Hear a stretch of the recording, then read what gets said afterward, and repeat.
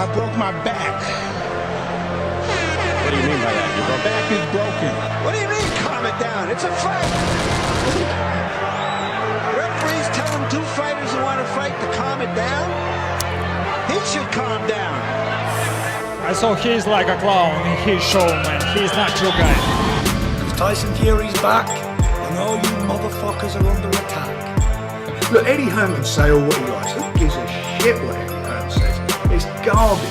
Are you off your tits? Have you been smoking something? Can you let me retire and be happy? Please, just please. Bombs away from the Bronx Bomber! Wanda! Let's go, baby! Let's go! I'm through. They put somebody else up and give me an interview. What are you talking about? What are you talking about? You never give me a fair shake. HBO needs to fire you. You don't know shit about boxing. You ain't shit. You're not shit. I wish I was 50 years younger and I'd kick your ass. I got drunk, man. Are you kidding? No, you won the fight. OMG, I am so excited. Any of you radio personalities think you want smoke?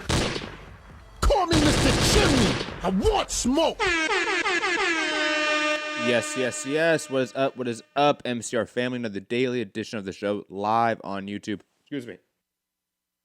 Sorry, I'm still deeply sick with this bronchitis, pneumonia bullshit. Sorry about that. But obviously live on YouTube, podcast from iTunes, Spotify, radio, etc. I am Matt, the Hipster Hunter. Going to be talking all things boxing today. Dillian Whyte's comeback fight is official against Mariusz Wach on the Andy Ruiz AJ card in just a mere week's time. Yay, I guess. Plus a lot of sort of like tidbits in like the business of the sport. DAZN's overall subscriber numbers have sort of leaked out. We're going to sort of dissect what that means, what it means to their IPO, wishful thinking or hopeful thinking in the next couple years, and just a lot of other tidbits in the news cycle in the boxing world. A lot of fight announcements as well. A lot to get to in today's show. Plus, also going to break down this upcoming weekend's cards. Oscar Valdez fighting this weekend, Cecilia Brækhus, and also Zolani Tete is back on ESPN and fighting this weekend. So a lot of stuff to get to. And I'm joined, as usual, but not completely, with the full panel here by Gary and Dallas. Gary, what's up, man? We have no Rob, but just us, man. Rob had prior engagements. Yeah, prior engagements, whatever that means.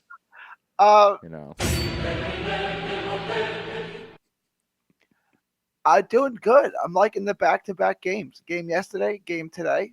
I can do this every day. I have absolutely nothing else to do. So it's good to be here. It's good to be back. That's true. You were gone the whole weekend, so we didn't do as many shows probably that we should have. But digressing, let's just get to the news of the day because there's a lot to get to. And obviously, match announcing today and this morning that Dillian Whyte versus Mariusz Wach is going to be on the card. Plus, they announced like Diego Pacheco is going to be on the card. Tom Little against Major Majamdadov. I'm just sorry, butchered that. And obviously, the big piece of the news is that it's Dillian Whyte, right? That Dillian Whyte's back. And interesting, around the same time, I think it was yesterday, I want to say, this article came out from Boxing Scene. Hearn frustrated by long wait for UKAD's decision on Dillian Whyte. And let me read some of these hilarious quotes from good old Eddie Hearn. Where does it start? Hold on. Make sure I get the beginning. Let's actually just read parts of the article itself because there's some funny bits here from the author, Boxing Clever, who I don't know who that person is. I am curious who that author is at Boxing Scene. There was a controversy in the aftermath of the Ruiz bout. This is the author of the article speaking, not Eddie Hearn. There was a controversy in the aftermath of the Ruiz bout after it was revealed that Whyte had an adverse result, not an atypical. Want to add that part to it. Adverse result in a June drug test administered by UKAD. Whyte and his handlers were not advised of the adverse finding until July 17th, only 3 days before the Ruiz bout. Yeah, tough shit. There was a hearing held with the National Anti-Doping Panel on the morning of the fight, and Whyte was clear to move forward with the Ruiz contest. Ruiz and his handlers were unaware of the testing issue or the private hearing until several days after the fight was over. However, UCAD continued to investigate the findings of Whyte's June test, which prompted the WBC to suspend the British boxer's status as mandatory challenger to world champion Deontay Wilder. We all know this. Now, Whyte's promoter Eddie Hearn admits that he's frustrated with the ongoing wait for UCAD's decision. He is not suspended by the British Boxing Board Control or UCAD, and he has a career, Hearn said to BBC. He needs to fight. This is his career, his livelihood, his job, and what he does. We're still waiting for UCAD to give their official, I like how he phrases this, synopsis of the event. That's a good word. It's a good word. That's not what they're doing, Yeti, but I like the framing of this discussion already. The official synopsis of the event. But he's had his hearing back in July. He is cleared to fight. It would be ridiculous of him to wait while there is no reason for him to wait. It's not a game. It's not about chess moves. We went through the correct process. We had a hearing with the National Anti-Doping Panel in July, and they cleared Dillian Whyte to box. If you have a problem with that, show me another decision, but make sure it's the right one. We can't wait. We saw Ryan Martin banned for a fight that took place last November. These processes are taking too long. Whyte had his hearing in July. He's been cleared. If you have something to say, let's hear it. But in the meantime, let Dunn continue his career. Now, where to begin? First off, it's not a synopsis of the event. That's not what you're waiting on, Eddie. You're waiting on an official verdict on whether he is suspended or not. And you explained it literally in your next statement, Eddie, on why this process takes so long, or the fact that this process just does take so long. You name certain examples where this does happen. Ryan Martin fought in between the times where he was caught, in a sense, in the first test that he popped for in last November, and he got suspended only, a month ago or 2 months ago when the suspension was handed out. It took a year, almost a year. Obviously, Tyson Fury is another key example or key case where that took, 18 months? And there's a whole legal case around it, and they retroactively suspended him for a year and a half. And, I mean, technically speaking, could Tyson Fury go to the Saudi Arabia Boxing Commission, and have a fight there in that meantime when he was suspended years ago? Or, air quotes, not suspended, just under the process of UCAD? Absolutely. But that doesn't take away from the fact that he is not, quote, cleared to fight in the very traditional sense of the phrase. You literally shopped him to a Saudi Arabian boxing commission that's not under the jurisdiction of UCAD. So you can't tell us that he's clear to fight when, especially, you're not making him, or you're not having him fight in the UK. And his process is not done. You're even saying that we're waiting a decision. And it's not a synopsis of the event. That's not how it works.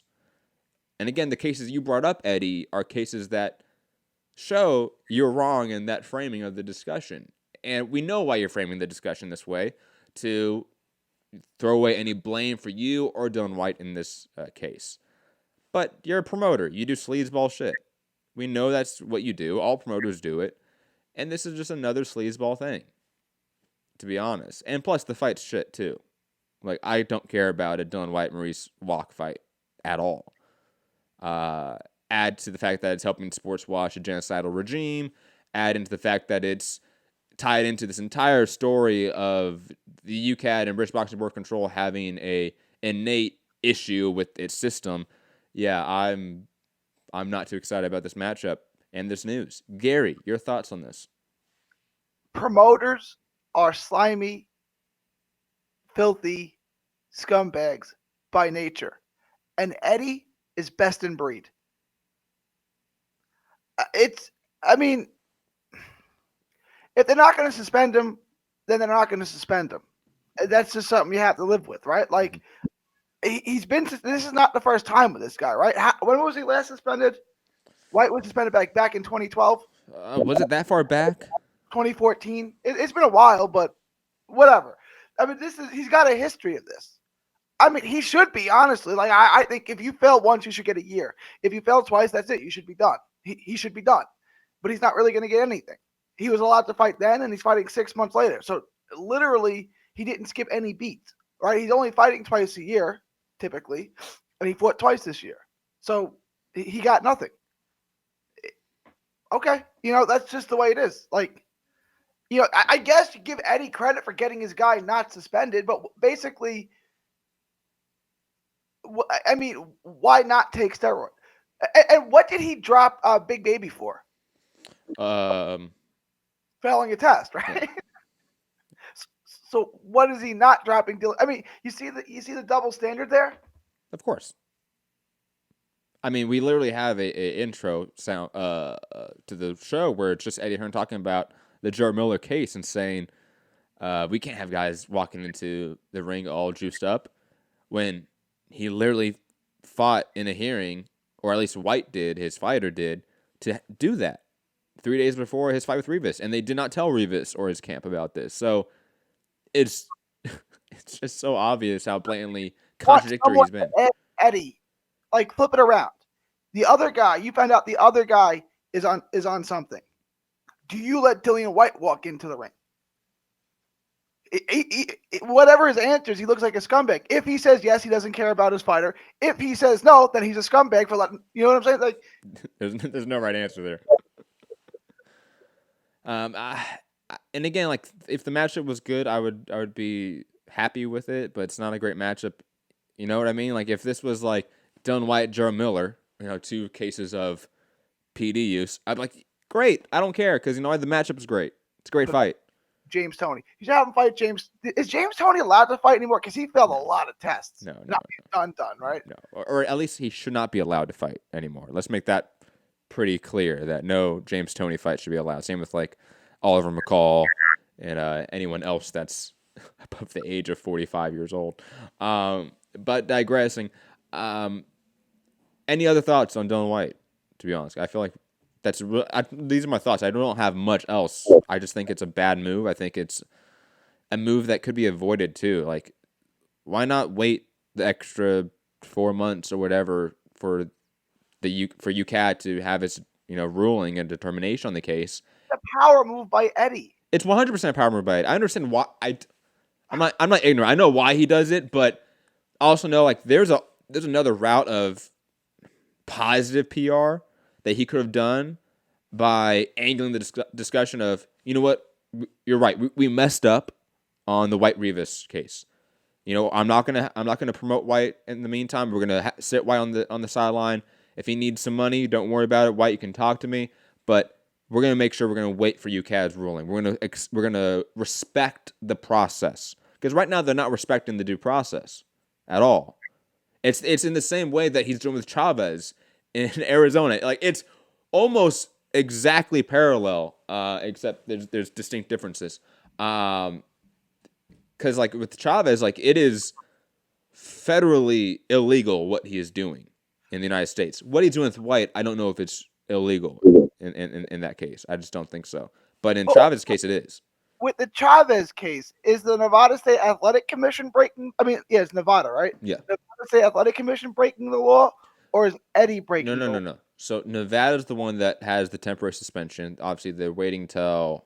So it'd be Arizona? It'd be Arizona that's the one breaking the law. Yes. Arizona breaking the law? You know what I'm saying? Like, Eddie knows it's illegal, but I think he's got smart lawyers who he's paid well. It says, work me around this, right? And they're like, well, if we do it this way, it's illegal, but it's Arizona breaking the law, not you. All right, let's do that. You know what I'm saying? Like, of course, Eddie's is involved in breaking the law, but he's probably... I mean, Eddie's got a ton of money. You don't think he hires good lawyers? You know what I'm saying? Like, he's got his tracks covered, I would think. Yeah, I agree. Although this Arizona thing, I'm interested in seeing. Obviously, Arizona's, I think, having like emergency meetings as we speak about this issue. Nevada punted the decision till 2 days before the fight that's scheduled. So, I don't know. That's a fascinating case, because it is so blatantly illegal what Eddie and Matchroom is doing, and on top of it, what Arizona is potentially doing, and how Arizona is now acting out of line from federal law, which always oversees state law, and on top of it, stepping out of line from the ABC, and that's a big move. It happens on occasion, let's be real, that certain states will step out of line with rulings and with overall rule sets and regulations from the ABC. It's happened before, especially in MMA. It's happened quite often. There's been a huge schism between athletic commissions within the ABC because of the new adopted MMA unified rules. But I mean, this is just another iteration of that, where you have a rogue commission acting out of line and out of step purely due to money. Like, let's be honest. Like, this is gonna, if Arizona can pull this off, it's a moneymaker. Like, it's a revenue generator for the Arizona Commission that they don't usually see. Like, think about how often the Arizona Boxing Commission gets big time fights. Not often, or even MMA fights. They don't. So their revenue is purely dependent on tax revenue they create from these events. And to have a big time boxing event, even though it's just Jacob Chavez, it's still a big time boxing event. Let's be honest, in relative sense. They want the money. And I think when you mentioned the whole, they have lawyers, they're trying to figure a way out of it. I forget the name of it, but the U.S., not anti-doping because it's not USADA, but the PD collection agency that they have on board now that also does the NFL and NBA. Guys, do not let them use that framing to justify that move. I forget the name of it's like drug-free sport. I think it's called. And drug-free sport is not a WADA signatory. It's not under the WADA code. NFL and NBA are not under WADA codes in terms of PD regulation. And to say that, oh, drug-free sport does NFL, NBA, it's fine, is actually definitionally out there saying, no, what we have is lesser than the WADA code. Or right. at least on paper, it's a lesser drug system and drug format and drug regulation than WADA. Right, and why would you use anything that's not WADA approved if you weren't trying to get around something? Like, if you weren't trying to cut corners, why would you go to, it doesn't make any sense unless you're trying to get away with something. Mm-hmm. Just going to them on its face is suspicious to me. No, I agree completely. We can move on, though, because I really have nothing else to say about the factor of Dillian Whyte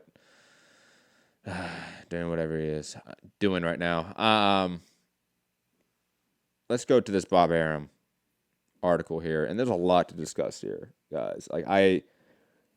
There's several topics here to take away, several different things to discuss. Obviously, check it out, Lance Pugmire on The Athletic, worth reading. I definitely implore everyone to check it out and to read it in its entirety, to be honest. First off, though, let's talk about the aspect, before we get to the whole Crawford, South Africa aspect. A huge part of this is him, basically, Bob Arum, discussing and talking about the fact that ticket sales and overall attendance in U.S. events for his company have been down lately. That, Vajdik Beterbiev sold, 3,000 tickets, in Philly, and routinely just making, or losing, I should say, money time and time again at the gate. And the aspect of going overseas, putting fights where they naturally belong. I'm just curious, why is it so long now that promoters or even Bob Arum is catching on to this idea that Vajdik Beterbiev putting it in Philadelphia makes just no sense from a ticket drawing perspective. Now we're gonna get into the whole South Africa and sports washing and just taking pure site fee money, a la the Ramirez Postal fight, which doesn't belong in China, but they're putting it overseas. That's a different aspect of this discussion. But the aspect of, or the angle of, should fights be put in the U.S. market artificially, or should foreign fighters that aren't in the U.S. market, be put in their regional markets and be built there? I feel like this is a obvious statement. I don't understand why Bob Arum is just now at 89 years old or however old he is, now realizing this. Gary, are you surprised in a way that promoters, and obviously we see it in a way with Eddie Hearn, even, for example, putting a bunch of UK names we're going to talk about, Liam Smith, Josh Kelly, and others in Arizona. There still seems to be this forced nature of putting international boxing stars in the U.S. market, maybe they don't belong. Or maybe not belong is the right term. I feel like that's a real exclusatory term, but just where they're not going to thrive. They're not going to be successful in. Another one, Naoya Inoue, for example, forcing him in the U.S. market going forward. Is that the right move when naturally he should be fighting in Japan? Yeah, guys like Inoue, stars like that, you can put them in Japan and they'll sell in their natural market. Mm. That makes perfect sense. I don't know why they don't do that. And it was good because I liked waking up and having boxing on. So keep doing it. I like that. But like the fight, like they were talking about the Vosdick Betterby fight in the piece. There's no natural market for that fight. Like I don't know how much money people in the Ukraine have, how many people can afford a ticket to a fight like that. I don't know if you can sell it there. If you put that fight in Japan, it's not going to sell, and it didn't sell here. So that fight just doesn't have a big natural market anywhere. I mean, Philly made no sense. I mean, they could have tried Chicago again, but how often can you keep going to that well? You know what why has Germany not a? I mean, obviously, like Klitschko showed that non-German stars can make Germany a second home in Europe if you're Eastern European descent, right? Obviously, Klitschko being Ukrainian made Germany a bedrock of his success. Like he became a superstar internationally because of the backing of Germany in a way, in Germans, and him selling out 50,000 people stadiums over and over again in Germany. I mean, I've talked about this before. Like, why isn't Usyk being thrown in Hamburg or something like that? Like, why isn't he being put in these markets that have been proven to be successful for even non-German stars, but at least they're Eastern European stars? I mean, obviously, UK names being forced in the UK market. I mean, in the US market that don't necessarily belong. James DeGale, Carl Frampton, for example, I thought at times were forced in the US market when they didn't need to be. And I just feel like this is an issue that is so obvious that I don't understand why.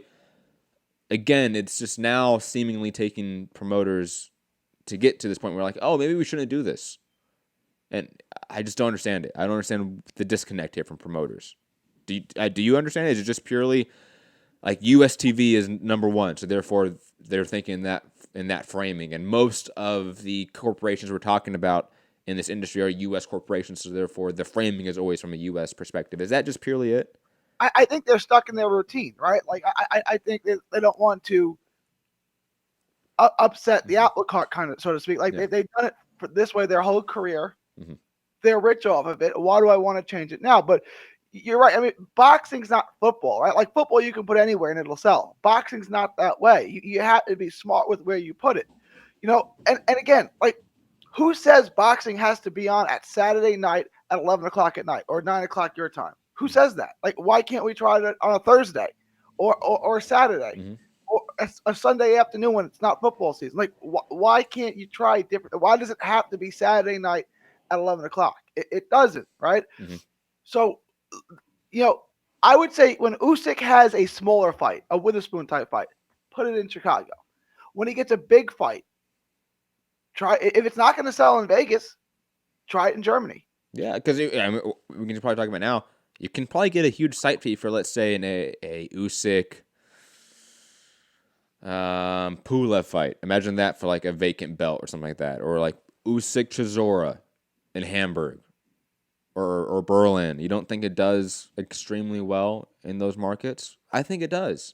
It does, right? You can't do it every time because eventually you'll get. But if you do it once a year in Germany, it'll sell. You can't put every decent fight in Germany thinking it's going to sell, but once in a while you put an Eastern European in Germany, it'll do fine. It'll do better than it will in Philly. You know what I'm saying? Lomachenko's another name that I've been racking my mind for years. Why has he never been in Eastern Europe and had a fight there? The guy is an international superstar. Like, in terms of online metrics, if we cover Loma topics, I do look at like demographics and like countries and where we get views. Obviously, like Pacquiao fights, Pacquiao topics, Philippine numbers and percentages goes up drastically. It will go from 1% of our viewers to 10% of our viewers. That's a huge jump. Loma is like that for Ukraine, Germany, Eastern European countries, Poland. Those countries all of a sudden become registered on our YouTube page as a percentage of our demographic when we talk about Loma. There is an audience there. It's obvious. You can't really tap into it from a U.S. TV, ESPN perspective, but I guarantee you this: put on ESPN Plus, because you've already put Loma on ESPN Plus. You can do it again. Put him in Germany, put him in Ukraine, put him somewhere. Maybe Poland. I know the UFC has gone to Poland several times and been successful.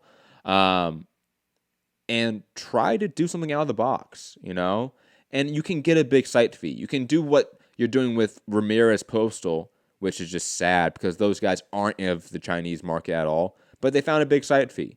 That's forcing a fight in a different market, similar to like forcing Vajic Beterbiev in Philly. I think forcing Ramirez Postal in China is ridiculous. It makes no sense. Like if that was, let's say, I think Postal is Ukrainian, I want to say. Again, put in Eastern Europe or obviously put it in LA because it's Ramirez. Build up a guy in his more natural market. It just makes obvious sense. Now it's moving to the sort of the more of the headline topic of this article. Bob Arum talking about Terence Crawford going to South Africa and looking for a fight. Lance Pugmire writes, sure, Northern Ireland's Carl Frampton defeat Tyler McCreary on Saturday night in Las Vegas. Arum said he plans to take Frampton to Belfast for a spring opportunity to make to become a 3-division champion against WBO super featherweight title holder Jamel Herring. Love that fight. That makes great sense. Jamel Herring and Carl Frampton in Belfast, right, Gary? Like, makes perfect sense. Great fight, yeah. And then right now they're thinking about and South Africa. And shout out to Lance Pugmire for framing this. Like, legitimate shout out for this. In South Africa, maligned by an ongoing corruption and bribery scandal, reminding people right now that the former president is literally on trial for corruption and bribery from European arms manufacturers. Just want to point that out there. Just want to remind people what's happening in South Africa right now. Within its ruling, African National Congress has sought to stem the negativity by staging a championship fight that would drive tourism and uplift the country's flagging confidence, Arum said. One option to fight there in 2020, Terence Crawford, should he win his mandatory defense against Agitas Kavalauskas at MSG. Wow. And then, I love this part. Cape Town is absolutely beautiful and gorgeous, with beautiful vineyards nearby. The people I'm talking to from this big company, aka corporation, who want the fight, want the world to see that again.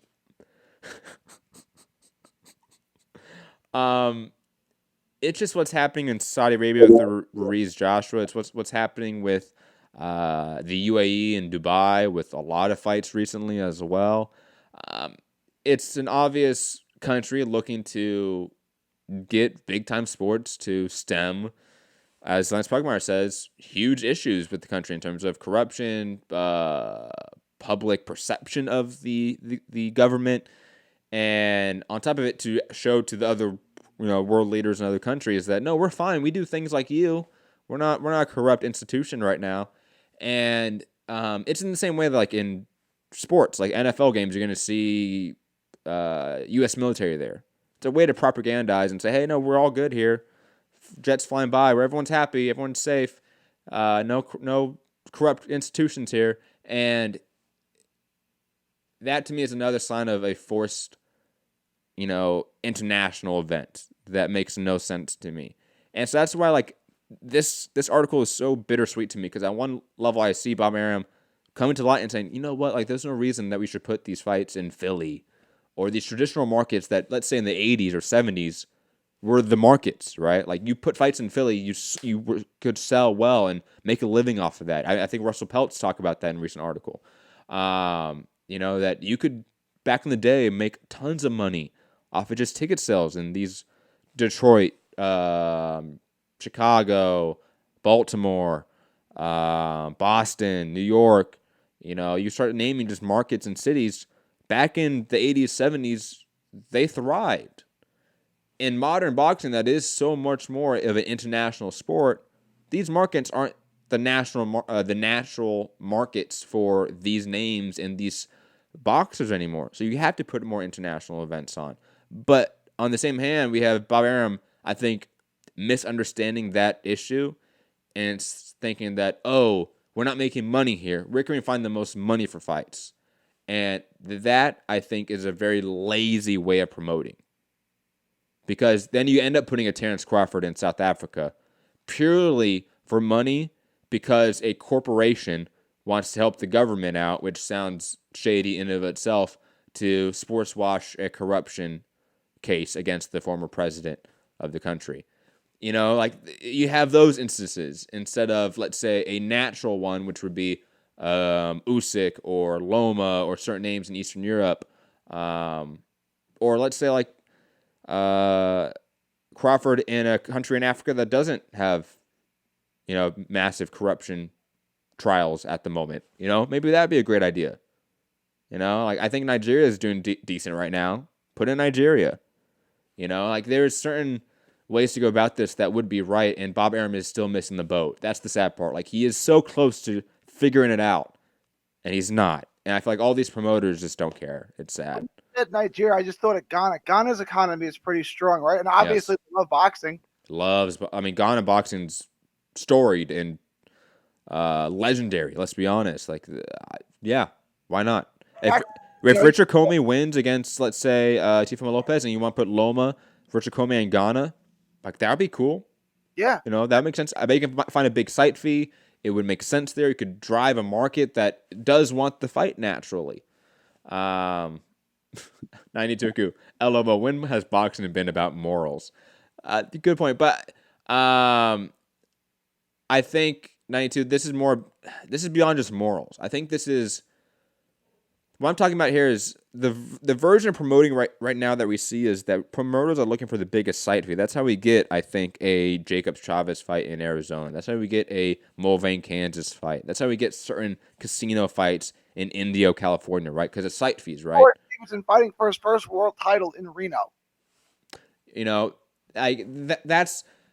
That to me is a lazy way of promoting and is looking for short-term money. When the long-term play, I would say, is to build fighters in their natural markets, and then once they become superstars in those markets, then to try to take them outside that potentially for one-offs or the occasional fight. That's the method and the way to go about it. So guys like Usyk, Loma, like we said, Eastern Europe. Guys like Crawford, obviously they did the right way with Omaha. They built him up in Omaha, Nebraska in a great way.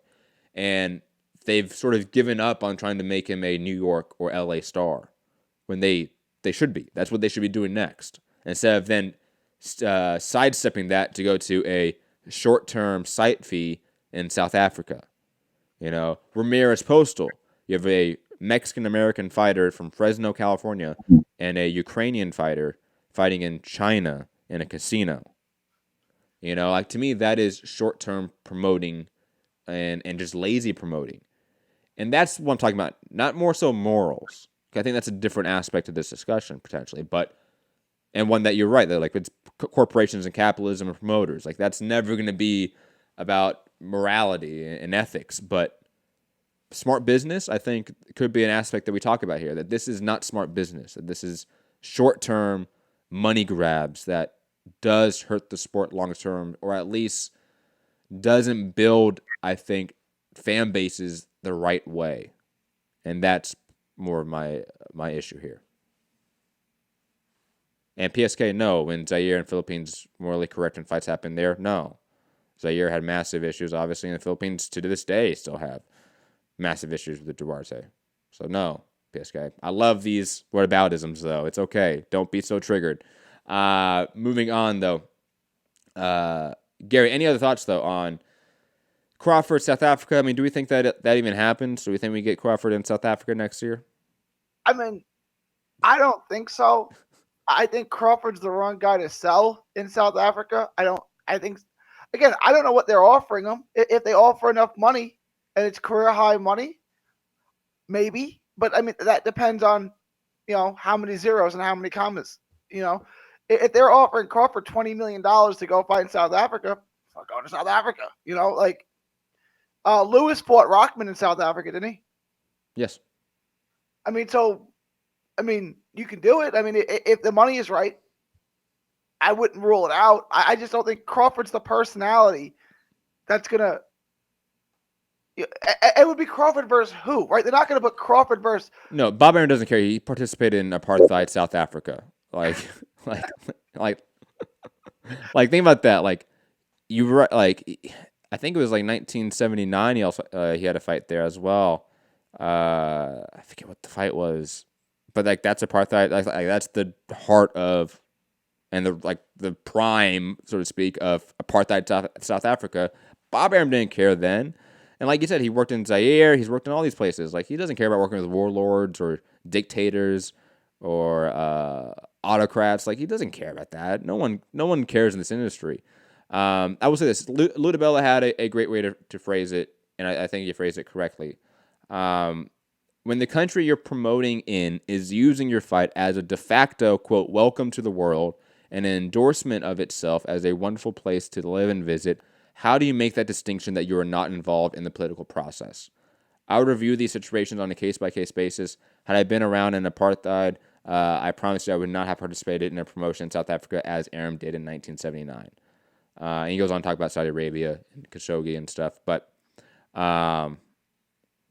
digressing. Again, I think that's the clear distinction we have to make here. Like, I know, like, for a lot of people, when I brought up the whole Ruiz Joshua being a sports washing event for Saudi Arabia, they said, what about America? America has systemic racism, has concentration camps at the border for Mexican migrants. Like, the list goes on and on about America is not great. You know, literally helping out in genocide against the Kurds and the genocide against the Yemeni people. But is the U.S. government using boxing as a de facto, as Ludabelle says, propaganda for the country in spite of those things? No, that's the clear distinction to make, I would say. That's why I think we can maybe have a more of a vitriolic response to certain countries using boxing for that nature, because they are intrinsically, literally using it as a commercial for the country in spite of atrocities. That doesn't happen necessarily in the UK, in the US, in Mexico, in France, in Germany. Like, that's not a regular occurrence, unlike, let's say, Saudi Arabia or the UAE. Seriously, if you want to make your country look good when it's doing terrible things, fake a moon landing like the US did. Yeah, come on. Get on our level, for God's sake. And that in the height of the civil rights movement, we faked a moon landing. JK, that's not faked, by the way. JFK was assassinated by the CIA, though. That's a different topic for a different day. That's a good one. We could do a trending now on that one. I'm down for that. I'm always down for some weird trending now shows. You know me. Let's talk about some more business aspect to the sport. DAZN, up to 8 million global subscribers per Stephen Impey from sportspromedia.com. Also, Sports Illustrated echoed this statement as well as the 8 million number, but we're going to get to Sports Illustrated's sort of article in a second, and it's a different aspect to this discussion. But Gary, thoughts on DAZN reaching 8 million global subscribers, and also, per the same sources, that the U.S. operations roughly equaled 10% of the platform's global subscriber base. So 800,000 subscribers in the U.S. is what this article is stating. So, Gary, thoughts on 800,000 subscribers in the U.S. and 8 million worldwide? 800,000 in the U.S. sounds good, but they seem to be pretty aggressive. Like, if you would have said to me a year into this, I know we're a little over a year, but about a year into this, we're going to be at 800,000 subscribers. I would say that's really good. I don't know what number they had in mind. I don't know if that's good or bad in their heads, but to me, that sounds pretty good. And 8 million globally sounds phenomenal. You know, how many countries is it in? I know that Italy, France. 9 markets. Okay. I mean, that sounds good. I don't know how much money they've invested into it. They said they want to become an $8 billion company before they offer an IPO, which seems insane. We're going to get to that in a second. Yeah. Let's just get to it now. Fuck it. Yeah, why wait? Sports Illustrated from John Wall Street reporting DAZN nearly halfway home to that magic number and for the IPO. Obviously, they're looking for 20 million total subscribers worldwide. And an interesting aspect to this article is that if they don't reach that, per se, that 20 million mark, that if an IPO isn't in the cards, this is the writer speaking, DAZN's international footprint would presumably also make the company attractive from an acquisition standpoint to one of the big U.S.-based linear players. Think Turner, CBS, ESPN. And what do you think is the likelihood of DAZN either being successful, hitting that 20 million mark, going IPO, going public, being valued as an $8 billion company, or them not reaching those marks and then selling off to a bigger U.S. corporation? Which one do you think is more likely?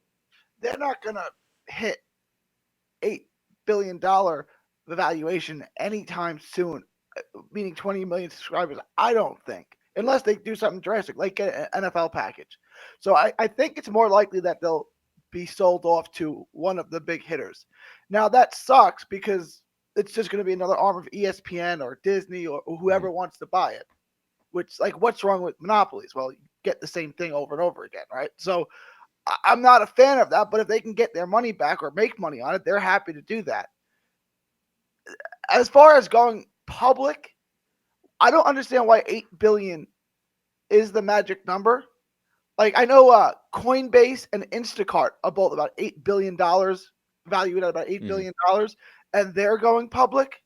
But, like, it just is the magic number for some reason. I see that all the time. It's called anything with $1 billion value is called in the industry is called a unicorn company. Like, you can go public and have a decent IPO with a value of way less than $1 billion. I don't understand, like, why 8 billion? Like, why did you come up with that number? Just because other companies did it? Maybe. I'm curious to see maybe maybe there's a similar owner with those other companies. I mean, that's possible. Maybe similar amount of debt. Maybe that's the reason why. If you maybe look at the debt of those companies respective to DAZN's debt, maybe it's around the same mark, and maybe that's why. I don't know. I mean, you know far more about the stock market than I do, I would say. So I can't see DAZN. Like, Coinbase has 13 million users. Mm-hmm.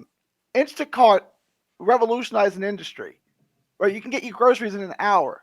I can't see any time in the relative future DAZN being that big. I'm not trying to, you know what I'm saying? Like, if I start a pizzeria down the street saying I'm going to be as big as McDonald's, probably not. You know what I'm saying? Like, it's probably not going to happen anytime soon. It's going to take years. You're talking about huge companies, man. No, you're right. No, you're not wrong.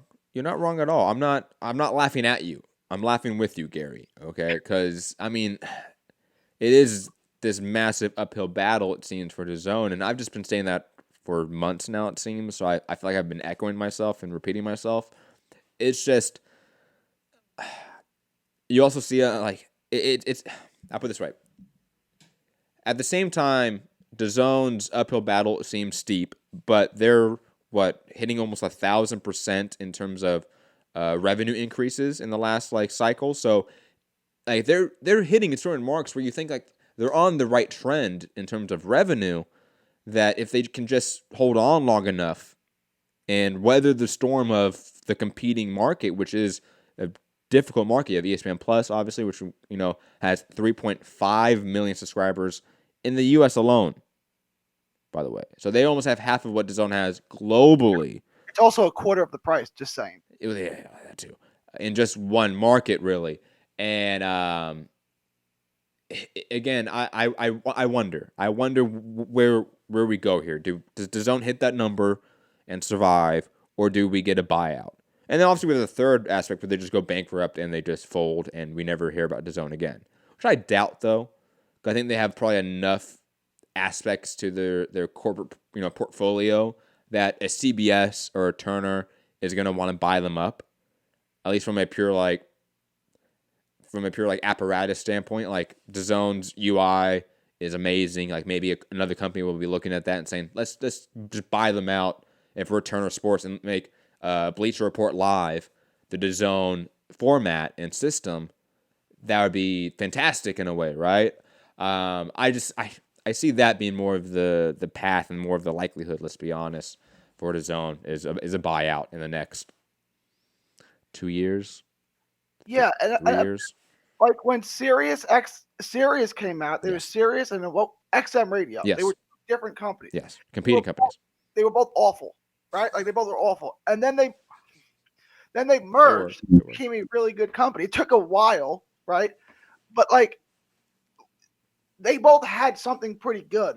It was a little ahead of its time, and it really wasn't making money at that point. I think that's DAZN. Like I know that people are gonna think I'm hating on DAZN because I just considered it, I compared it to a pizzeria down the street trying to compete with McDonald's, right? It's like, but it's gonna take time. Like I think their product is good, but it's not there yet, right? Yeah, especially for the market price they're asking for. I mean, $20 for a OTT service is just way above market value. Like there's nothing on the market that is at that price. Nothing that is a streaming service in the U.S. market, at least. I don't know about UK market or other markets, but in the U.S. market, literally nothing is at $20 a month for the base price. If they want to get football in some capacity, I don't think that they're going to have, and I don't know their books, but I can't see them having the cash to do it.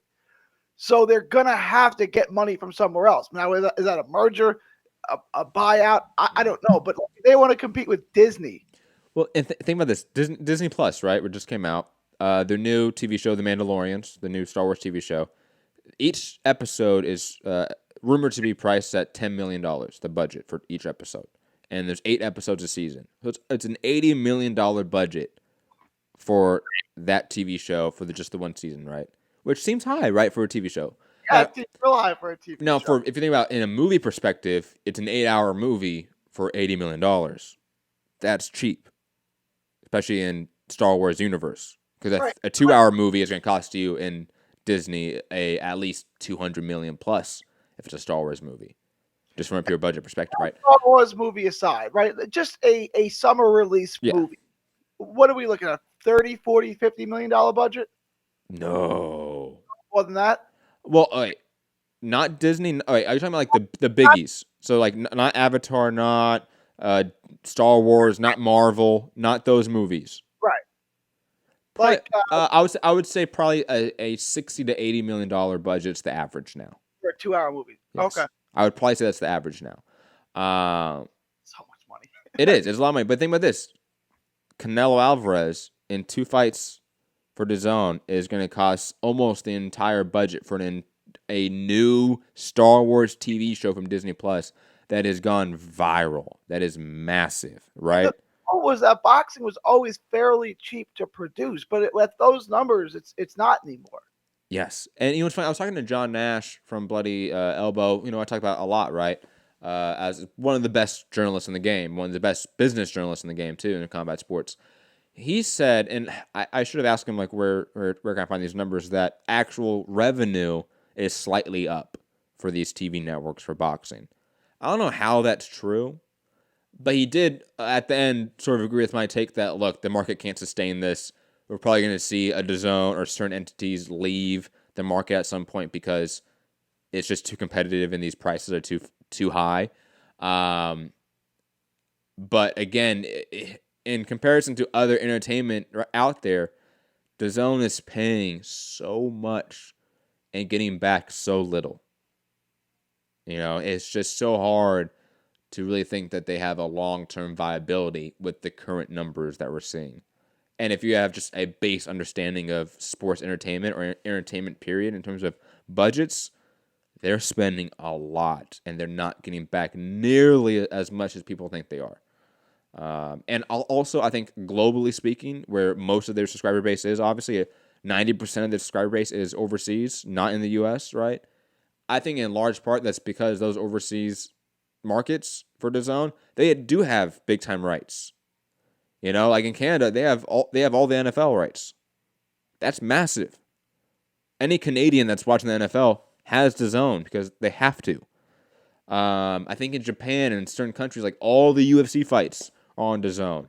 You know, like there are certain markets where they have premium content, and that is driving up interest. In the U.S., they really don't have the premium content yet. And I've said this in the past, even their boxing and their MMA content at times is, even most of the time, not the premium content in the sport.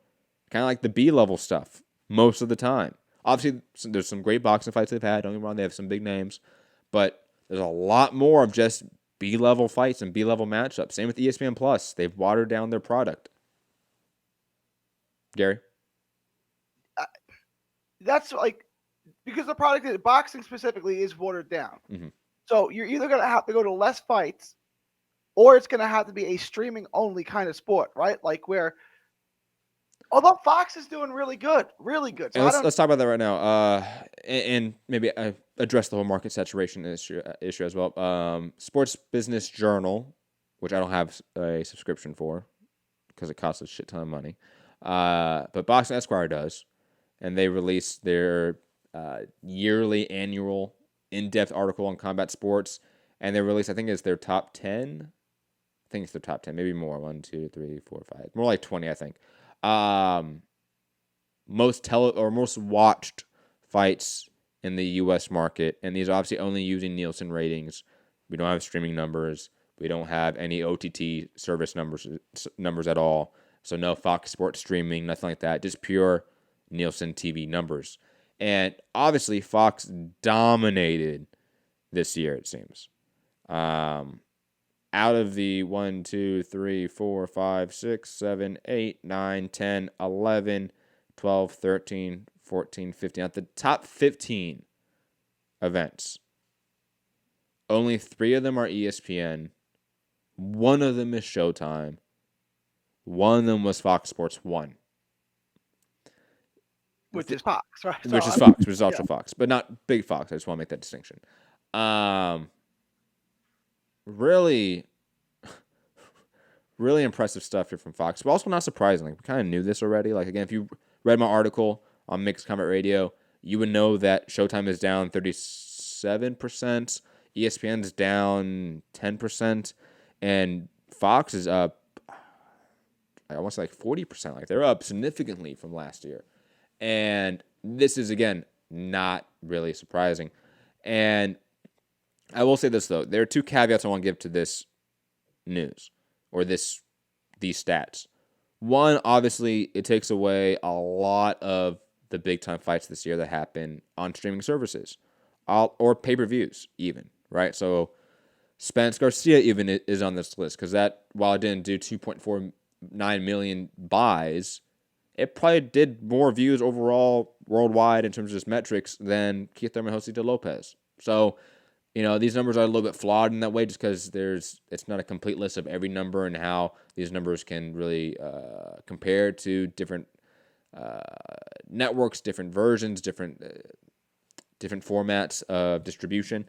And also, a lot of the streaming fights, Canelo fights, AJ fights, aren't here because streaming numbers are not available. And plus, also, the differences in Fox base and a DAZN base is drastic. However, that's beside the point, because Fox is still dominating this year in terms of U.S. numbers. So, not really that surprising, to be honest. And plus, I will say this, a lot of these fights that like ESPN are having aren't on main ESPN. I think that's hurting their perception a lot. But in a similar way to UFC, where their numbers have been down this year as well from last year. But that's mainly because a lot of their cards have left TV. They're now on ESPN Plus. Pay-per-views are now on ESPN Plus. So the market has shifted entirely while Fox is still playing with the old paradigm. And this article is viewing it from the old paradigm framing of Nielsen TV ratings. So it's a hard comparison at this point in time, though, in my opinion. I am curious to see what the Terence Crawford numbers are, though, in 2 weeks. Because Crawford's last fight was on pay-per-view. Then the fight before that was ESPN Plus as well. So we haven't seen Crawford numbers in a while. And the last one he did was Benavidez, and that did, 3 million viewers. So we have seen certain fighters, obviously Canelo, if he was on TV, he did, 2 point something million on HBO. It's, again, a weird world we live in where we only skew one way and angle the conversation when we leave out some of the biggest cards this year because they're on pay-per-view or streaming services. But Gary, thoughts on Fox sort of dominating the TV landscape, at least, the linear TV landscape?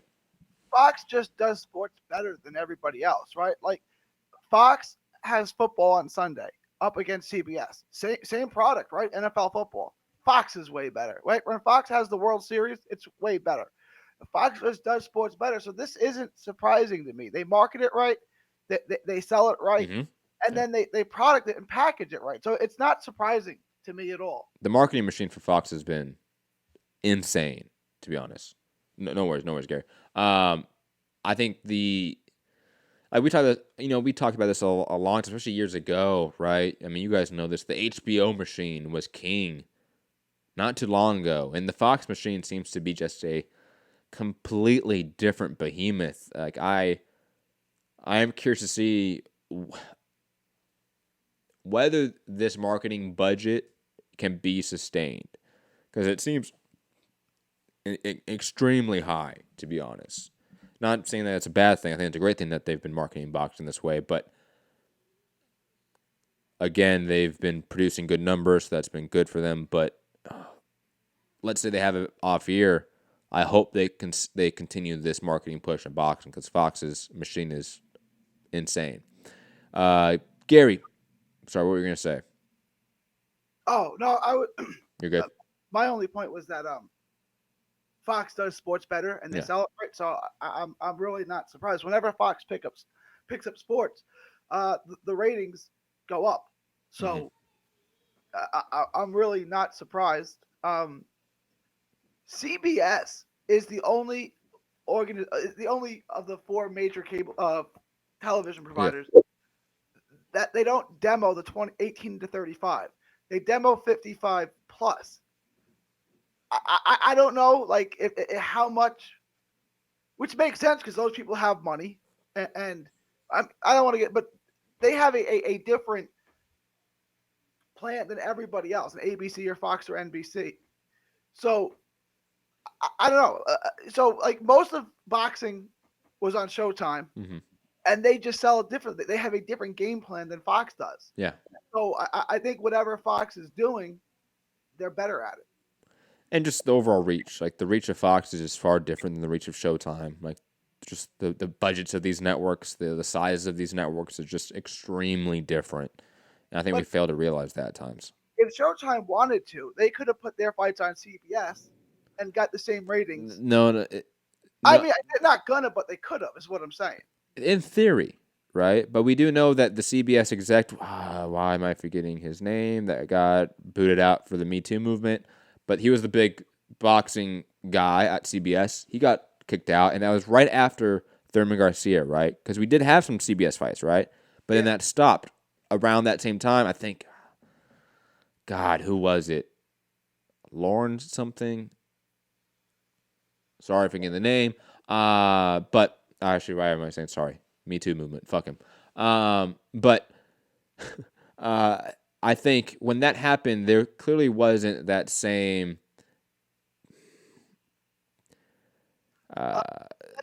the same backing from CBS to Showtime Boxing as there previously was. And Showtime cannot just go to CBS, the parent company. Les Moonves, thank you, Les Moonves. I'm thinking of like Lauren Michaels, I think. Yeah, Les Moonves. Thank you. Heyman World, surprisingly. And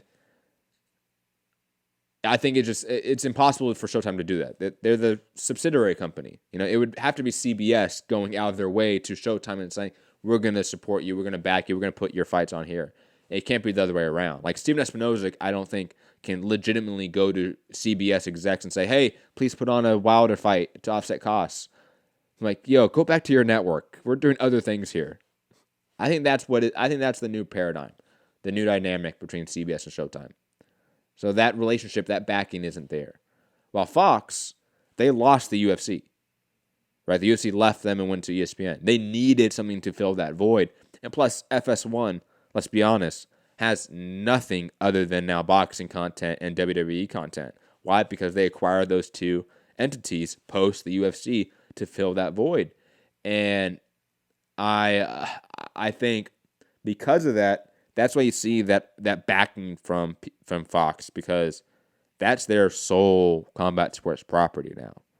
While CBS is thinking, we have so many other things, we don't even care about what Showtime is necessarily doing right now. That's their own building, its own corporation in a way. We own it, but they're in their own world. We do our own thing here now. And that's the difference. That's why Showtime is now on its island, surviving, trying to make big fights, but they can't. And their only card that was on that list of the most televised or most watched fights was a Deontay Wilder fight, who's now going to be on Fox pay-per-view going forward, it seems.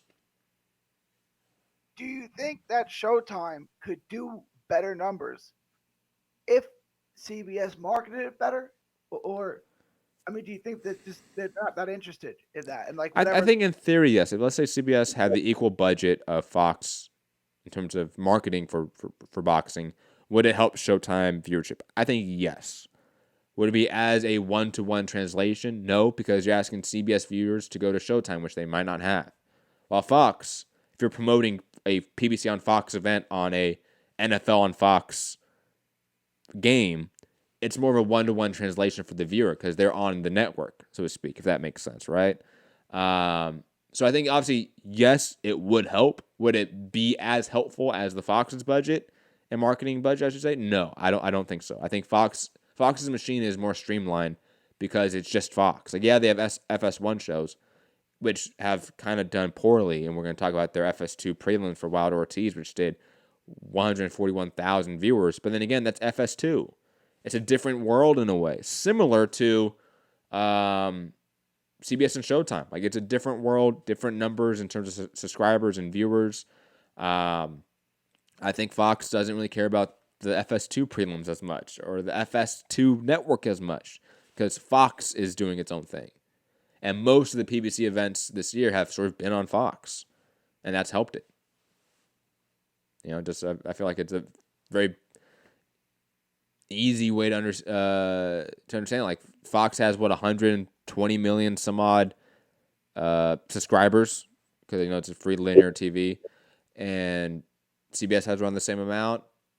FS1 I think has 70 something million, like 76 million. ESPN has 88 million.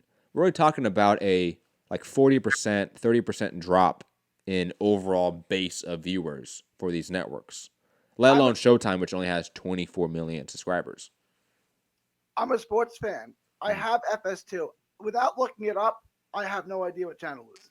I think it's in the 600s. I have no idea. Dude, obviously, we were talking in the group chat before the show, right? And Rob brought the stat, right? You know, to try to take some shots at Wilder, right? Shout out to UK Rob. And I was like, look, man, like FS1 is on, I think, 212, 216, which is 10 channels away from 206, which is ESPN. The proximity of that, you're muted, Gary. The proximity of that is just easy for channel surfers. FS2, like you said, is like 619, 616. Sports channels are in that 200 range, like the NFL network, the NBA network, the MLB network. They're all in that range. FS2, I thought it was 670 something. I thought it was near the Longhorn network, but you're saying it's 619. You might be right. I honestly have no clue. I have to search for it. You know what I'm saying? I don't know. So that's a problem. If you can't find it, you can't watch it. And not to the same analog way, but like Showtime, people know where Showtime is, but it has 23 million, 25 million subscribers. That's far less than what FS1 has, what Fox has, even what ESPN has. Or did you say FS2 had? I don't know what FS2 has. I know it has less than FS1, obviously. I forget exactly what that is. I can look that up really fast. Hold on, let me look that up. FS2. FS2 is like how ESPN has ESPN2, but then they have like ESPNU and ESPN News. They don't really care that much. If someone stays on it when they're flipping through channels, great. If not, that's not where their bread is buttered. They don't really care that much about FS2, which with the amount of, I guess FS1 probably had college football on at that particular time, which is why they didn't show the prelims on FS1, I would guess. But you think with as much advertising dollars as they put into selling Wilder versus Ortiz, which was quite a lot, that they would put the prelims on their big boy cable network, and they didn't. I'm guessing it was because of college football, but I don't know. I'm trying to find it. I don't know. Hold on, let me see. I don't have a total number here. Whoa, Gary, feedback there. Oh, yeah, we gotta fix your system, bro. We really do. No, I got a pop-up thing. Oh, that's what that was? Like, God, that sounded awful. But anyways, moving on. Just for the sake of time, let's talk about this now. Julian Williams will defend. We've talked about this before, but it's now official. Will defend its WBA and IBF junior middleweight titles against Jason Rosario in the main event of a PBC on Fox card in La Quaria Center. I think that's in Philly, right? On January 18th. Co-main event, though. This is the fight I'm excited about. Jezreel Corrales versus Little B-Hop Chris Colbert. Yes.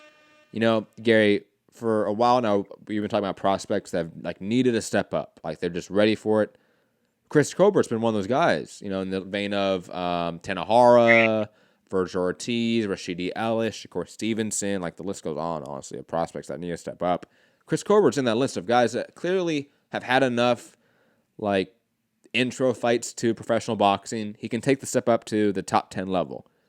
And he is. And he is against Jezreel Corrales. Oh, God. God, I love that fight. Mwah. This is the modern day, kind of Zab Judah, where he looks spectacular for 6 rounds, and then he kind of fades. Gary, can you turn yourself up a little bit? Sorry. Turn this up? Yeah, turn yourself up a little bit. There you go. Corrales is the modern day Zab Judah, where he looks spectacular and outboxes everyone for the first half of the fight, and then he fades. Yep. I do think Colbert will win, but this is a heck of a test. I like this. This is the kind of fight where you go from prospect to contender. If he beats Corrales, he's a legitimate contender. I keep thinking Little B-Hop is from Philly because his name is Little B-Hop, but he's not. He's from New York. I can see the issue there. I can definitely see that. Obviously, I'm not a big fan of the main event. I mean, Jason Rosario lost to Nathaniel Gallimore, right? Am I remembering? Yeah, on Showbox. No, I don't need to see that. I don't need to see J-Rock, who's really, speaking of career renaissances on other shows on lately, guys that have sort of put it together late in their careers. J-Rock is doing that. I don't want to see this fight. We didn't get the Jarrett Hurd rematch. I was like, oh, that sucks. But we got the Edgeline Laura fight. Oh, okay. That fight got scrapped too. And now we're getting Jason Rosario, which fucking sucks. But hey, at least we get Jezreel Corrales, Chris Colbert, which I am so excited for. Honestly, I could just use that. I know that's not worthy of a Foxman event, but if that was the Foxman event, I am psyched for this card. You just put a shitty main event on top of it. Sorry, guys. Sorry, PBC fans. I want to address that main event, right? Because they wanted the Hurd fight. It didn't happen. Mm-hmm. So he's taking a homecoming fight, a victory lap, and it's not that big. It's a guy who it took him a long time to get to that world title. He's got it now. I think he's entitled. If he weren't going to do the rematch straight away, which was up to her, that was Hurd's decision. Why not? What's wrong with him taking a victory lap? I just wish it wasn't 9 months later, right? If you wanted to do this, you should have did it 4 or 5 months after the Hurd fight. Yeah, I think that's probably the combined issue that makes it more of an issue, right, for me, is that it has been 9 months of you not fighting anyone. Now it's going to be a tune-up. What have you been doing? You wasted all that momentum in a way. Similar, Danny Garcia. We talked about this, I think, on yesterday's show, right, that he knocked out Adrian Granados. He's supposed to fight Garcia in August. That didn't happen. And he has just done nothing in that meantime. I honestly think was Danny Garcia's best performance at 147 was the Granados fight. Yes, it was. I thought he looked the best he's been since probably the Matisse fight. We hadn't seen a vintage Danny Garcia performance in a while, to be honest, and that was it. And against a name that I thought was going to be a tough out for him, to be honest. I thought Granados was going to give him some work. He gave Sean Porter some work. He wasn't any work for Danny Garcia. I just don't understand these momentum like halts that these fighters are seemingly like choosing to do. Like, I think if some of these guys wanted that sort of tune-up fight in between that stay busy fight, they could have had that in the meantime. Maybe the budget's not there for those fights, but then again, we're still getting it. Like, we're still getting the Williams-Rosario tune-up fight. We're still probably going to get the Danny Garcia tune-up fight in January, but that's probably more so due to Earl Spence's car crash. But we're still getting these tune-up fights combined with now a 9-month year layoff in between, which just makes no sense. If you had to guess, for the J-Rock and Rosario fight, what do you think their purses would be? I know you don't know; it wasn't released that I know, but if you had to guess, what would you think they're getting paid? I think 600 and 200. Probably around. I think Williams probably get paid a little bit more, maybe like $750. Okay, and Rosario maybe not 200. I don't see that. Maybe like a 150. 100, to be honest. Like, I just don't see him getting that paycheck. Maybe he gets a good back end 6-figure paycheck, but I think he's probably getting more of the 100 to 150 range, and Williams are gonna get more of a bigger check, to be honest. So we think that the total purse is about the same, but it's gonna be better split in favor of J-Rock, which would make sense because why would Rosario get a big payday? You know what I'm saying? Like. And like that'd be a 20% split, right? Just 200,000, 600,000 split. That's a 20% split for Rosario's favor. I don't think he gets 20% split. I'm sorry, Rosario, you ain't getting that, bro. If you do, good for you. Like, we talk about this all the time. Like, if you're able to make money in this market, do it, because this market's going to dry up soon. So if he is able to get a $200,000 paycheck, guaranteed, disclosed, props to him. Let's be honest there. But digressing, I love the co-main event. I just wish Rosario was better, because you got a Philly guy fighting a Dominican in a Northeast market. Like, you could do really well, but like Rosario, he's not good. Like, you know what I'm saying? Like, you want me to come out and support if I'm a Dominican in the Northeast, in New York or Philly, you want me to come out and support a guy who's not good? You know what I'm saying? It's like, I feel like Diaz was good enough. I'd come out and support him. But Jason Rosario, yeah. And I am curious about J-Rock's like regional drawing power in Philly now as a champion. Like, I wonder what the tickets or the attendance are going to be for this fight, because it's Licorious. It's a decent arena, and J-Rock does seem to be trending in the right direction. He's not a star, any sense of the word, but could he sell out or do decent in the Philly market from a pure ticket selling perspective? Potentially. And I'm curious, anybody that's in the Philly market that's listens to the show, please let me know what the ground support will be like, or what it turns into as this fight gets closer. I am curious what the marketing is on the ground in Philly for this level of fight, because this is one of those fights where, again, speaking of that old paradigm, in the 80s and 70s, this would be a massive fight in Philly, right? You sort of mentioned it, right? This would be, in an old paradigm, a big Philly fight, because it's a Philly fighter versus a Dominican. Yeah, it would have sold out the Spectrum back in the day, back in the 90s and the 80s. Does it do that now? I don't know, but you have PBC, which seems to be on a upward trend. You have the Fox machine behind it, which is massive. J-Rock seems to be on an upward trend as well. All things seem to be pointing in the right direction. Let's see if they capitalize on a J-Rock hometown fight. I am curious about that more than anything. It'll sell more tickets than Vosdick Better Beef. That's for sure. Absolutely. I think that's without a doubt. Because that's a great fight. And this is but it's got guys who belong in that market. Yeah. I mean, that's just like ticket selling 101 right there. Let's talk about this topic. It's so good. Joe Miller's co-promoter, Greg Cohen, sentenced to a 6-month prison sentence or term for wire fraud, for a $200,000 wire fraud. He basically ripped off someone $200,000, told them that there was some investment or some stock to invest in, and there wasn't. It wasn't made up, and he just ripped him off for $200,000. Now, he's also being accused and alleged to still owe certain fighters money, like Samuel Peter, I think like $20,000.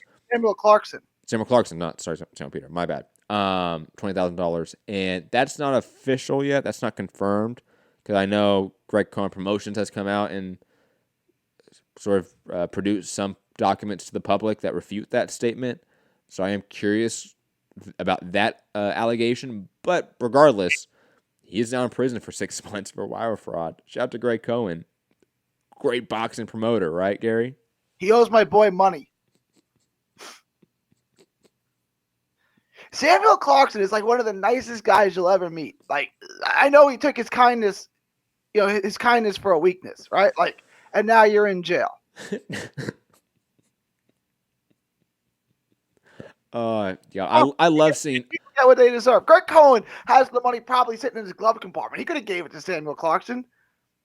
I love seeing like white collar criminals get their just like desserts. Like I really get like a kick out of it. I'll be honest, guys, because it happens so rarely, right? Like it really does. I feel like, and even though it's only a 6 month like slap on the wrist, he'll be out of there no problem. So it's wire fraud, so it's a federal crime. So he's going to be going to, he's going to be going to a white collar jail in the middle of Pennsylvania where he can play golf, right? Yeah. Put him in I guess he can't go to a state facility because it's a federal crime. But like, stick him in with the hardened criminals. Don't let him play golf with the other, white collar criminals. It's just hey, welcome to America. Let's talk about the fights though this weekend because there are some fights. Not really any great ones per se, but there are some fights. There are some decent fights though. There are some like good B-level fights, right? But first up on Saturday, ESPN Plus at the Cosmopolitan in Las Vegas, obviously promotion by Bob Arum and Top Rank. Oscar Valdez fighting at 130 against Andreas Gutierrez. You guys, if you've been listening to the show for any period of time, and let's be honest, if you're listening to the show right now live, you've been listening to an hour and plus of the show, so you're a long-time listener probably. You know I'm not the biggest fan of Oscar Valdez, right? Like I'm not the biggest fan. I will say this though, this is his first fight in the division.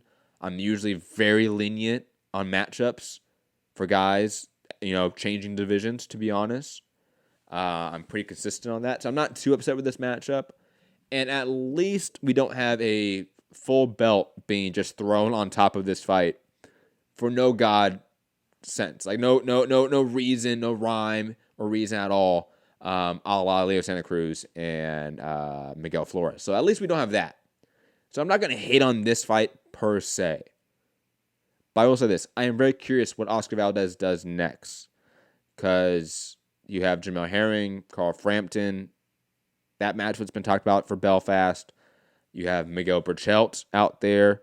Like, you have a lot of top-ranked names and good fights at 130 for Oscar Valdez. If we see another Gutierrez after this, then you would see me rant about Oscar Valdez being a complete hype job forever again. But right now, I'm not going to do that because he's moving up a division. Gutierrez is not a complete jobber. He's a decent top 30 guy, right? Top 40 guy, maybe. Like, I'm okay with this matchup. It's fine. It's fine. Top 40 is not really anything to write home about, right? No, it's not. Yeah. If a college basketball team ranked in the top 5 beat the RPI top 40 team, like, you better beat them, and you better beat them by 20, right? Like, but isn't this an eliminator for something? I want to say so. Let me quickly find that out. So if he wins this, I imagine it's the WBO eliminator. I would guess. Yeah, you would guess, right? That's Berchelt. Which is the fight they want to make. Is it the fight that Valdez wants to make, though? It's the fight Bob wants to make. Well, yeah, I mean, it's two Mexican fighters. You throw that in the StubHub or the forum, it does numbers. But they're gonna put it. They're gonna put it in Philly. No, Reno. Put it in Reno. Yeah. Put it in Reno, dog. Like, come on, that's how it's always gonna be. Yeah, put that in the forum. That's a good. That does. It's. I mean, I think Berchelt rips his head off, but it's fun while it lasts. Yes, I agree. It would be a fun fight. But Berchelt would win without a doubt. Berchelt's great. Like, I got Berchelt borderline top 12 pound for pound guys. Like, I think Berchelt is really good. There's times where he looks super stiff in his movement, where I'm just like, that looks very unnatural. What you're doing right now. But then again, he has like natural power and natural aggression, so it just works to his favor. But yeah, I'm not too upset with this fight. Now, the co-main event is a decent sort of B-level fight. Carlos Adames versus Patrick. No, WBC. Herring has WBO. Oh, then it would be Herring. But they're trying to do Herring, Carl Frampton. So maybe it's not WBO. I don't know that it's WBO. I just made that up because it's Bob Arum and Top Rank. Yeah, I understand why you did that. Yeah, so I think we all did. I don't know, but I think regardless, we're going to see, hopefully, the pairing of those four guys. Because otherwise, what are you doing at 130? If it's really top heavy, more so than any other division. Like once you get past that top 10 at 130, it's a significant steep drop in competition level. But co-main event, not Oscar Valdez, Carlos Adames versus Patrick Teixeira, and probably going to be a really fun action fight that has maybe a mid to late fight finish and maybe round 6 to 8 for Carlos Adames. This does have a interim belt attached to it that will be elevated to the full championship, I believe, once Munguia and officially moves up, so to speak, even though his fight is official. But regardless that this is going to now, in a way, going to be for the WBO champion of the world in a few weeks when they decide we're just going to elevate the interim championship status to full championship status. I do like this fight, even though this doesn't really prove much for Carlos Adames, because I think he's already sort of beaten this level of opponent, in my opinion. Though Teixeira's a guy that's fought a lot of people. He's a guy that has been around for a lot longer than Adames, could give him some issues. I like this fight. It should be fun. Gary, your thoughts on Carlos Adames versus Patrick Teixeira? It's a fun fight. I think the winner's being primed for a title shot, which they'll get blown out in. But this fight in and of itself, and I'm leaning towards Teixeira, but I'll get back to you on that. Really? Yeah, I think so. Adames is so easy to hit. I thought Patrick Day had, God rest his soul, I thought Patrick Day was beating him up until that last round, and then he got knocked down. I think he's fairly easy to hit. And I'm an Adames fan. Like, he's fun to watch. Like, I was hyped on him for a while. He's too easy to hit. I'm not definitely picking Teixeira. I may change my mind, but I'm kind of tentatively right now, I'm leaning towards Teixeira by late stoppage. I'm going to go Adames mid-stoppage. I think he's just overall the better fighter. And I was at the Patrick Day fight, right? I was at that fight for Carlos Adames. Yeah, I was.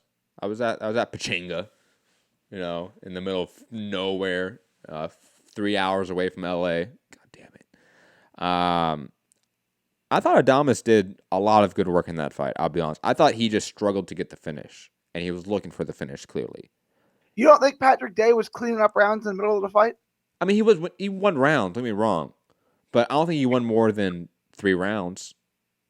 I gotta go. I mean, I remember him winning. I remember that fight. I thought was really close going to the last round. And then Adames won the last round. I think he knocked him down in the last round. Yeah. No, he did not. He did not knock him down in the last round? No. He had him hurt bad then in the last round. And then they're like, okay, it's going to go to Adames. But then the cards came out. And the cards were way too wide. I think. Is that right? Are you looking at it right now? There was one scorecard that was wide. There was 99-91. That was bad. There's 2 that were in line with me, 97-93. And I think that's probably right. Maybe a 96-94 scorecard. I thought Adames won that, to be honest. I thought he just struggled to cut off the ring. Sort of stitching back to yesterday's show about Shushan and how just he effortlessly cuts off the ring. Adames does not. He really struggles. He ends up chasing his opponent. And Teixeira, though, he's not a guy where I think that's going to be an issue. Teixeira's not really a boxer. He's a guy that's come forward. He's aggressive himself. And the one loss he has is by early knockout to a guy that's a heavier hitter that I would say is kind of a similar fighter to Carlos Adames and Curtis Stevens. Maybe doesn't have the raw power that Curtis Stevens has, obviously, because Curtis Stevens' power was or is pretty great. He's like the Randall Bailey of the middleweight division, right? Like, he just has that insane power, but not really the greatest boxer, and plus can get finished. If Stevens can finish him early, I can see Adames finishing him mid to late. I can definitely see that. But also at 160, and then he moved up for that fight and then came back down. And then he beat Gallimore, and he also beat that other guy, the African guy, that Munguia. Patrick Alote. Yeah, he beat him too. Those are his two kind of wins of note. Yes. At least in recent memory. Other than that, though, on this card, I mean, Adam Lopez is on the card. Barbosa. That's right, Arnold Barbosa. God, he's been top-ranked diet forever, man. He ducked my boy Kendo Castaneda, who signed by Roy Jones Jr. Openly ducked him. You know why he has that top-ranked diet? He doesn't have pop. That's why. Let's be honest. But digressing, let's move on to another card because that's about it for the top-ranked card this weekend.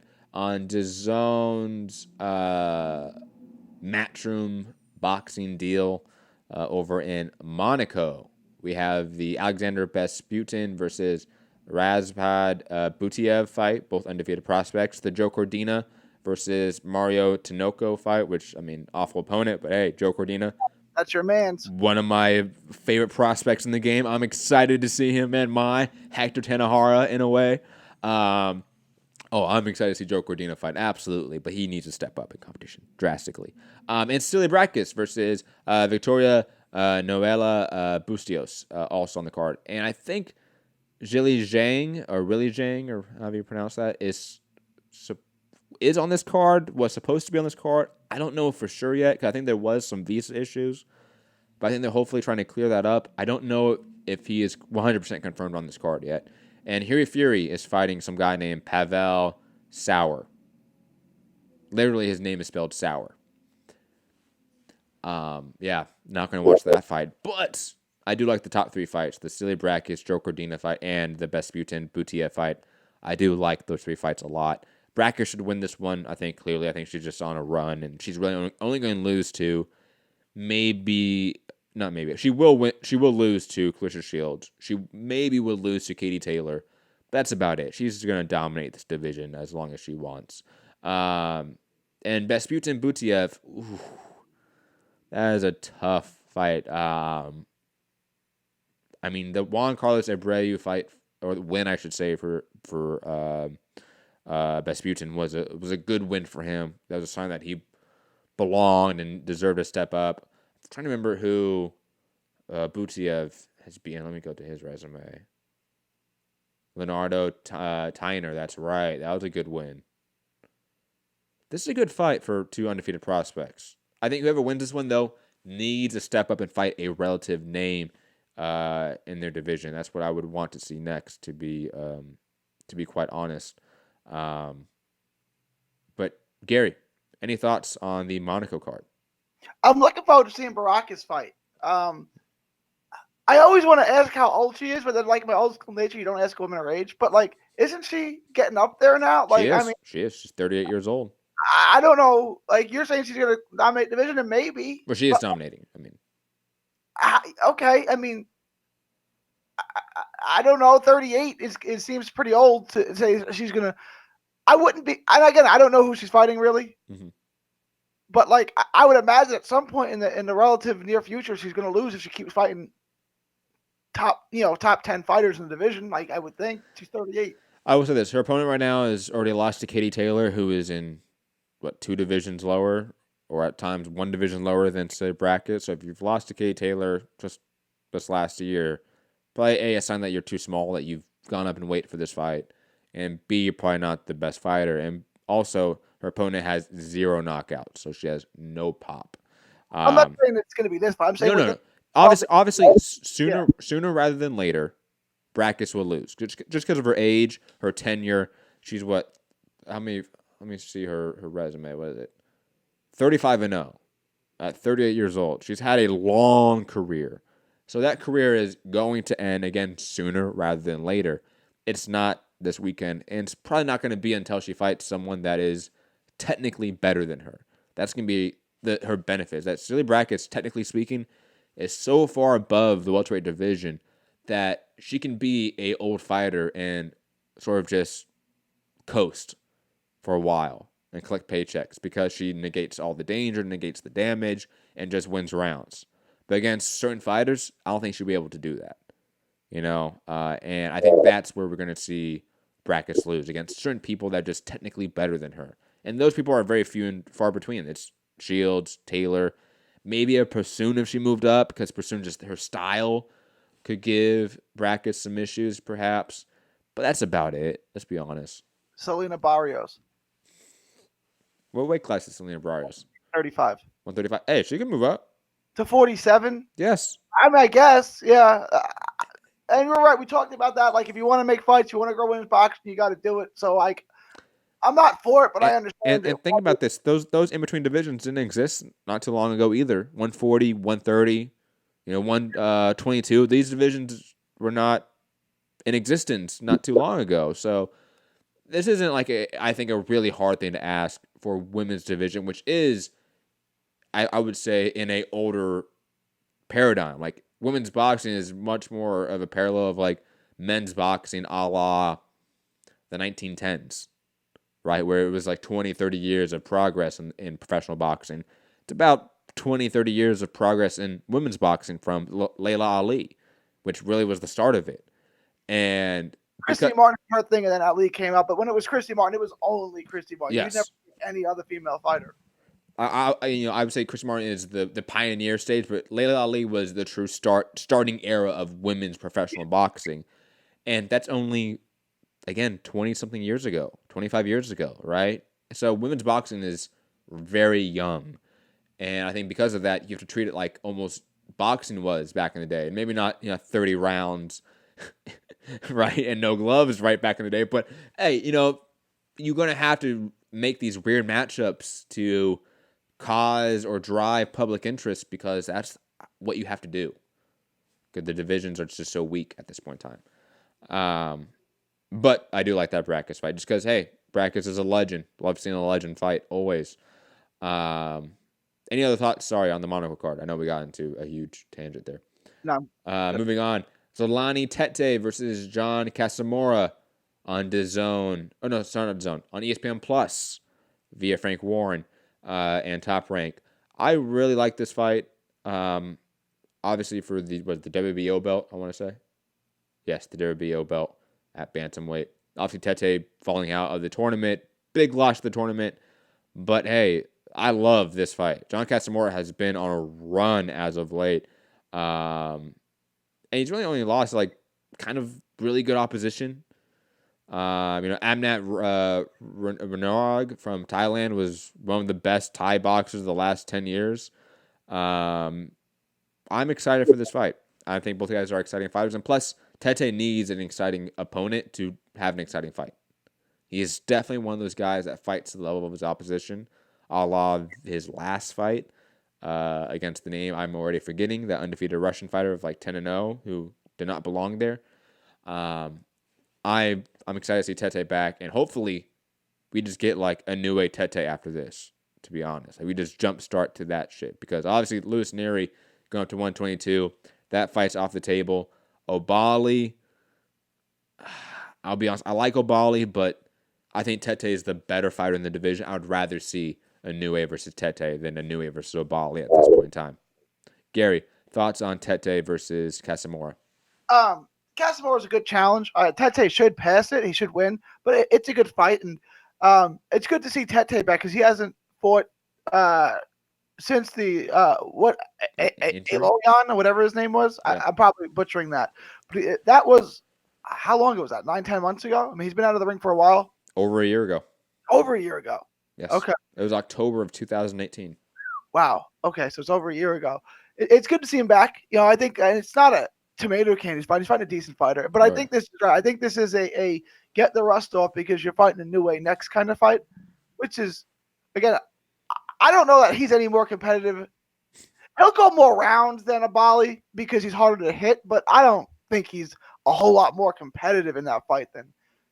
I agree with you. I agree with you entirely. Like I think Tete does better because of his style, because of his length, because of his reach than Obali. Because Obali's just going to rush in there to the fire, and Inoue is going to just stomp that fire out. The guy I really think could give him a challenge, and he has to move up to do it, is Rungvisai. But you saw when someone's physically strong and can stand their ground, like with Donaire, you can see what they can do. Like I think that if anyone could really test him besides Donaire, it's Rungvisai. Estrada. I would love Estrada to move up to 118. Like, if Inoue just fought all those guys at 115, if Inoue had fought Rungvisai, Estrada, and Quadras and beat them all, let alone Roman Gonzalez, right? He would be number one pound for pound, without a doubt, right? For sure. Okay, yeah. I don't know. Canelo just beat a light heavyweight. I mean, go beat a featherweight. You know what I'm saying? Like he just knocked out the light heavyweight. No, I'm sorry. It's Kovalev, Rungsvi, Quadras, Estrada, like that pairing, that grouping. If you beat those names, that's why Roman Gonzalez was so great. Because he beat two of those guys convincingly.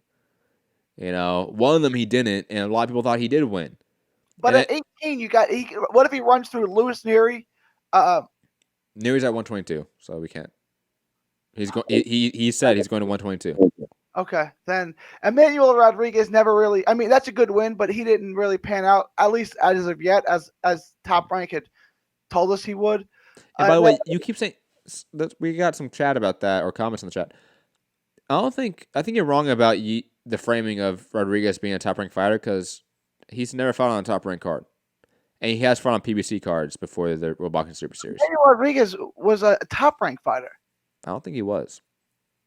I think you're getting that wrong. I think he signed to a very small Puerto Rican company, a Puerto Rican promotional company, and he's done PBC events. Has he only done PBC events? I've not. I looked because we had some comments about that, and I just wanted to. I haven't had the chance to correct you yet, Gary, but I think you're wrong about thinking that Rodriguez is a top-ranked fighter. I could be wrong about that. Yes, I think he's just with a small Puerto Rican company. All right. He didn't fight on Top Rank cards? No. Okay. Yeah. All right, I'll take your word for it. I could have sworn I saw him coming up on. I could be wrong. Maybe it was PBC events. I don't know. I'm not real good at that game of who's with what promoter early in their career. I'm right there with you, Gary. It's completely fine. Like the amount of times I look at people's records, I'm like, oh, they fought on Showbox.